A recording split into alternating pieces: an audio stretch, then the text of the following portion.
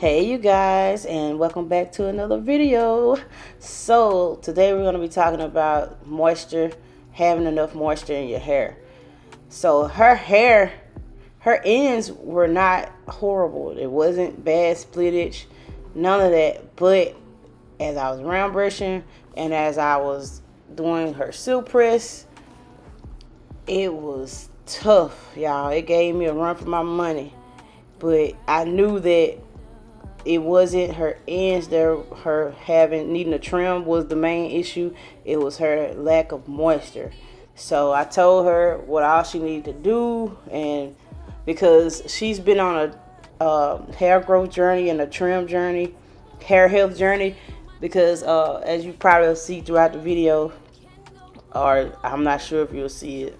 Yeah. Anyway, but yeah, she has a picture journey for, and I tell a lot of clients to, if you're not sure if your hair growing, take pictures of your hair, and so you can be able to look back on your hair and see if it's making progress or not.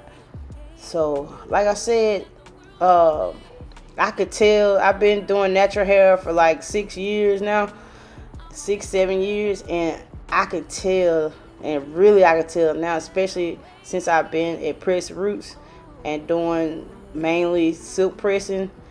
I can tell when that hair has not been moisturized because the strands are not smooth. If you're not doing mass treatments, doing your deep conditioners, or doing your daily moisturizing routines, it will show.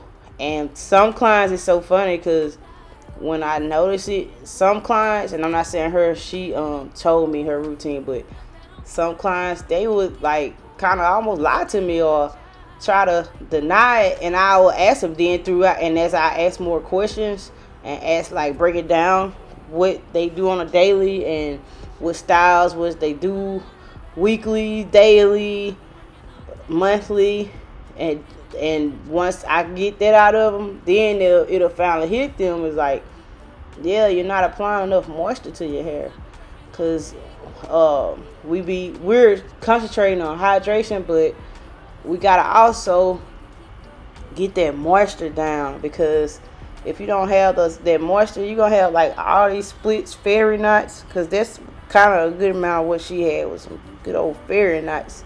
Hair started knotting up, and I was trying to be very careful of how I was doing her hair, combing it, because that's where the splits and the breakage and the damage come, when we try to keep combing those ends, and we cause damage. So as y'all are going to see, when I start getting into the hair in the center, I'm gonna be taking my time. I'm not gonna rush the flat iron. When I see a kinky spot that's hard to flat iron, I take my time and I let the natural force of the flat iron go down the shaft, because if I force it, then it'll cause a big knot to go down her hair, and I don't want to cause knots or breakage. So if I get a catch, I stop what I'm doing, I comb it a little bit until we open that shaft. Please take your time with this process, because if you force that comb down and it's not properly detangled, it'll make the ends look worse, and yes, then you will be cutting more than you should be cutting.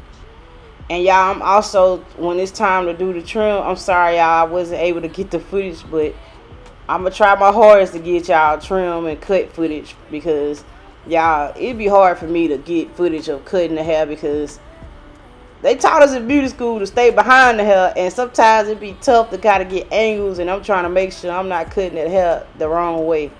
But I'm gonna try to get more footage of that with y'all in the future videos. Comment below if you have any issues or struggled with moisture and had an issue of the ends being tough to pull out. Let me know. And if any stylists on here, if you have some ideas and things that you can want to share, I'm open to that as well on my page. If you want to share your ideas and what you've experienced with your clients. All right, y'all, enjoy the video. Oh, I never knew love would come and find